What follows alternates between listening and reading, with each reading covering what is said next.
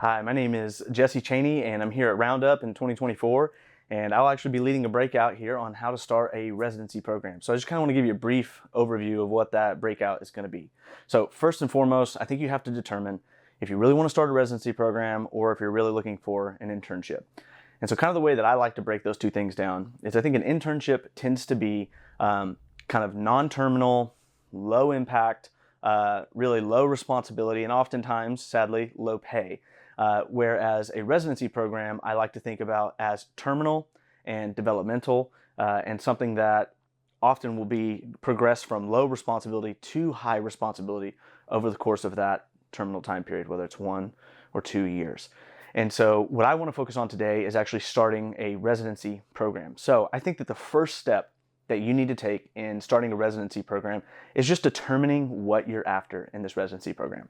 I think there tends to be 3 different types of residencies that happen within our churches. You typically have a church planting residency, which is going to be the most focused and most specific. Then you have some sort of pastoral residency that will be a little less specific, and people come and learn hands-on ins and outs of the church, but have typically been developed through seminary or things like that, or some sort of work experience. And then thirdly, what I'm here to teach on and what I like to focus on is sort of a ministerial residency, which tends to be the largest net that is cast in the residency program. And so I think you have to determine what you're after in your residency program, what you're trying to create through the individuals in your residency program, and from there, that will determine our next steps. So first and foremost, identify what you're after. What kind of people are you trying to create? Secondly, I think that step, you need to go from there into your structure. So how are you going to structure your residency program? And not just week to week, but I think you need to go large scale first. Determine what is best for your ministry and the type of development that you're after.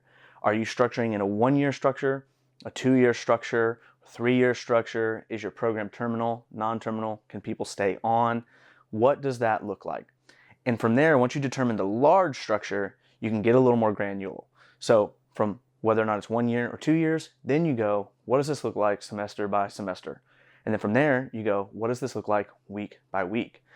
And determining your structure is going to help you determine what your key performance indicators are for these individuals. And it's going to help you actually communicate whatever the expectations of the program are. Because as we all know, expectations that are left unsaid tend to be expectations that are unmet almost every single time.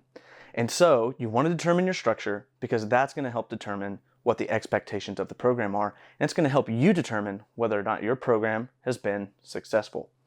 Finally, after determining the structure, you actually want to determine, how do I recruit the type of people that I'm after? And so what does that look like for your church? That's going to depend on your church and your context, but typically the easiest way to recruit these types of programs are by creating internal pipelines. Now, a lot of you may not be rich in pipelines, a lot of you may not be rich in people necessarily, but I would still stand by the statement that I think the easiest way to find people for these types of programs is going to be from within your body already. Sometimes that takes blind optimism about someone's abilities and character, and sometimes that takes pre-development that goes on through volunteer roles and leadership roles and things like that. But if internal pipelines are coming up dry every single time, I think there's other places that you can recruit as well through external pipelines, things like Roundup, other Christian conferences. I think there's places to partner with Christian colleges or the local college that typically will have Christians, that you can begin recruiting leaders and developing and doing things like that. And then thirdly, this is kind of fits underneath external pipelines, but I think it's different enough. I think you can have strategic partnerships with other churches. Sometimes what's best is actually not starting a residency program. Sometimes what's best is finding a residency program close to you that's doing a really good job and just sending your people there and asking that they come back. Or partnering together through resources and teachers and time and effort to create a residency program that works between other churches for the benefit of the city as a whole, or the benefit of the college campus as a whole. And after you figure out how we're going to recruit, what that looks like, after your residents go through the program, you've got to figure out what a resident leaving your program looks like. It's not enough to just bring them in and develop them and care for them. Oftentimes, they're coming into a program like this with the hopes that it will be something that propels them forward into a career in ministry. Whether you've communicated that as an expectation or not, oftentimes that's going to be part of the expectation that comes in when they come into a program like this. And so I think as a residency director or someone who's starting a residency, it's going to be on you to help figure out what that exit pipeline looks like.